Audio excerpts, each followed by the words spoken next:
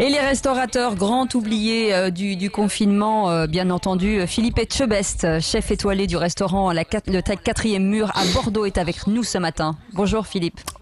Bonjour Philippe. Bonjour. Un regret de ne pas être déconfiné ce matin comme tous les autres commerces classiques ou pas? Un regret, oui peut-être et non, puisque de ce déconfinement va dépendre de nos réouvertures aussi. On peut pas tout déconfiner d'un seul coup. Et c'est vrai que il est extrêmement important aujourd'hui que la population qui reprend le travail aujourd'hui soit extrêmement vigilante et disciplinée, parce que ça va conditionner nos ouvertures derrière. Et si jamais l'épidémie devait repartir, ce serait catastrophique pour nous. Mais bon, on est obligé d'attendre. De toute façon, le président l'a dit lors de la vidéoconférence que nous avions faite avec lui. Il se veut prudent et ne prendra pas le risque de nous faire ouvrir s'il fallait refermer derrière, ce qui aurait des conséquences vraiment dramatiques.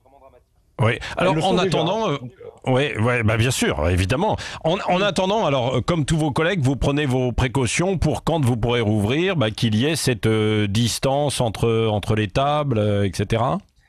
Le problème aujourd'hui, c'est qu'on ne sait absolument rien. On n'a pas de protocole sanitaire restrictif qui ont été mis en place. Il a été envoyé 7 projets, j'en ai envoyé un moi, d'ailleurs. Pour l'instant, on n'a absolument rien. On ne sait pas. On attend. Voilà, et je pense qu'il va se passer des choses cette semaine, notamment sur les projets que nous avons proposés avec mon groupe de travail à Bruno Le Maire et au président. On attend les retours cette semaine, ça va être décisif pour savoir comment les restaurants vont être accompagnés pendant cette fermeture et comment ils vont pouvoir reprendre dans de bonnes conditions, parce qu'il faudra encore un accompagnement derrière. Ouais. Et puis c'est vrai que quand on va dans un restaurant, que ce soit au 4e mur, place de la Comédie à Bordeaux que vous avez, ou votre table d'hôte également, ce qu'on recherche c'est de la convivialité. Donc c'est de partager aussi avec d'autres personnes, quoi, évidemment. Et on ne va pas au resto ou dans un bar aussi pour s'éloigner des autres personnes, quoi.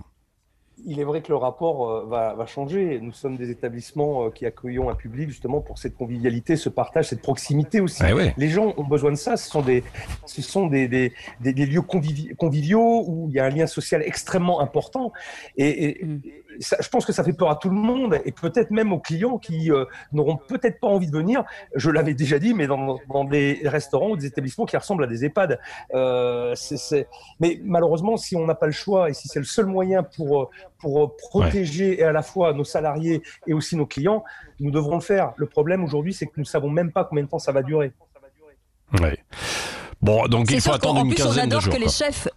On adore que les chefs viennent nous parler aux tables. C'est un plus, ça ne se fera plus du tout. En tout cas, plus moins. Là, c'est vrai que le contact, il va être à éviter. On a avec le masque de canard. Avec le masque de canard. Oui, le masque, peut-être la charlotte, peut-être les surchaussures. Enfin, c'est vrai que les mesures vont être drastiques pour nos restaurants. Même si nous avons l'habitude de pratiquer des mesures d'hygiène au quotidien, on est formé pour ça. Là, ça va être multiplié par 10. Il va falloir s'adapter. Ça va avoir un coût aussi, il faut pas l'oublier. En plus de ce que ça coûte aujourd'hui à la fermeture à tous les établissements et du plus petit au plus grand. Donc voilà, il va falloir penser à tout ça dès maintenant. Et on ne sait pas quand est-ce qu'on va rouvrir. En espérant qu'on aura un petit peu de temps aussi pour se préparer entre le moment où ça va être annoncé et le moment où il va falloir réouvrir. La vente à emporter peut-être. Oui, alors ça a commencé avec certains. Oui, ça a commencé, mais attention, la vente à emporter, c'est un métier aussi, faut pas l'oublier. Et ce qui est dommage, c'est qu'il n'y a pas de mesures restrictives sanitaires qui sont imposées aujourd'hui pour les restaurants emportés. Il faudrait que ce soit généralisé pour tous, parce qu'il y a aussi des risques malgré tout. Moi, je comprends les restaurateurs qui sont vraiment en détresse aujourd'hui et qui sont prêts à faire tout. Et j'ai envie de dire presque n'importe quoi pour survivre. La détresse, elle est là. Au-delà de la faillite financière des entreprises, il y a la faillite morale. Les gens sont à bout, les restaurateurs sont à bout, ils n'en peuvent plus. Ils cherchent impérativement à faire des choses pour s'en sortir. Et c'est ce qui est dramatique aujourd'hui, parce qu'on n'a pas eu pour l'instant cet accompagnement, ce sujet sur lequel on se bat aujourd'hui, moi et mon groupe de travail, pour accompagner les restaurateurs pour qu'ils puissent avoir une bouffée d'oxygène. Oui, et l'accompagnement qui passe par quoi, Philippe Etchebest? Alors, en conclusion, par un étalement, report de charges et étalement de...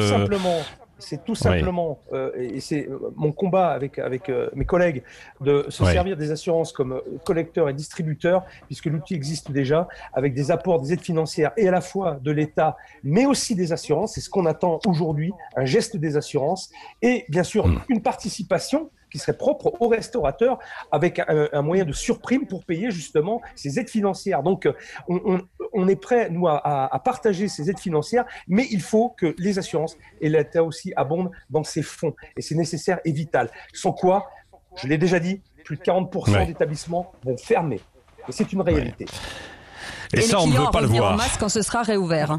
Oui, bon, on viendra chez vous avec Cécile, on viendra chez vous, mais on viendra sur la même table, donc on va attendre un tout petit peu, mais avec plaisir. Voilà. Ah non, moi je m'assieds à la table de Philippe, pas la vôtre, Patrick. Je vous vois déjà tous les jours, ça va, merci beaucoup. On va venir en cuisine alors, on va venir manger en cuisine. Avec plaisir, avec plaisir. Merci. En tout cas, Philippe on invite bien sûr tous les nous. clients à y aller dès que ce sera réouvert. Merci beaucoup Philippe. Il faut déjà avec nous. bien passer le message à ce que tous les gens aujourd'hui qui sont en déconfinement soient très prudents, vraiment, et respectent les règles. C'est très très important, vraiment. Et tout ça va faire que nous pourrons réouvrir le plus vite possible. C'est ça le plus important. Oui, c'est un test. C'est un test, en quelque sorte, cette semaine. Il faut que ce soit du déconfinement et pas de la déconfiture. Comme nous le disait Éric Poulain tout à l'heure, à 7h20. Alexis qui sera avec nous dans un instant dans le petit déjeuner de l'actualité, avec Yves de Kerdrel, Christine Bouillot également. Merci. On soutient tous les restaurateurs de France. Merci beaucoup Philippe Etchebest d'avoir été avec nous. Et on continue le petit déjeuner de l'actu ce matin avec nos éditorialistes Christine Bouillot, Alexis Poulain et Yves de Kerdrel.